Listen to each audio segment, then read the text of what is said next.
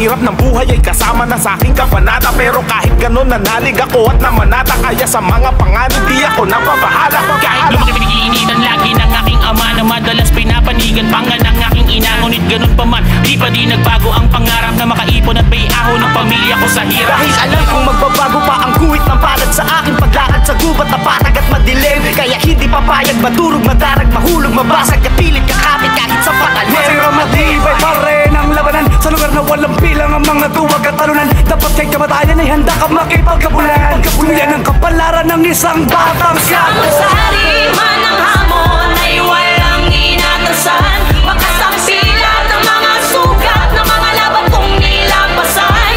At sa kabila ng mga hirap at masakit ako ay nasanay sa mundong magulot maingay. Matitira lamang ay mga matibay. Mga humarang ay pinakpakan, di lang basta-basta inambahan. Parang kaya handang amunin ang lumahadlang kahit siguro ay kumakalap. Parang kaya Dugo at pawis ang nilaan para sa pamilya ay nakipagsapalaran. Sa manwakot ang dala ang pinagmulan kaya naman siya'y binansaga. Umilihan sa paningin ng mga taong nakatyabang, tumigil ituwid ang mga salot sa kalsada.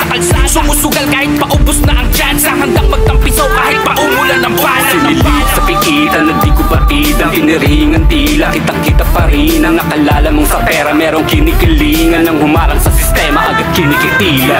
Ngunit subalit na dapat bagamat makasalanan din natong kabang pag-asa na mayan sa pa at tangganan. At baka ang hinahanap ko na kapayapaan ay nasa loob ng katuparan ng hinahangad kong kalayaan. Pero parang di pa siyang natutundukan ng mga laban sa aking buhay. Lahat ng may gawan sa play, sabay-sabay lalagay sa hukay. Minsan ay nauumay, sumalakay sa aking back para manatiling buhay. Kinakailangan pumasa.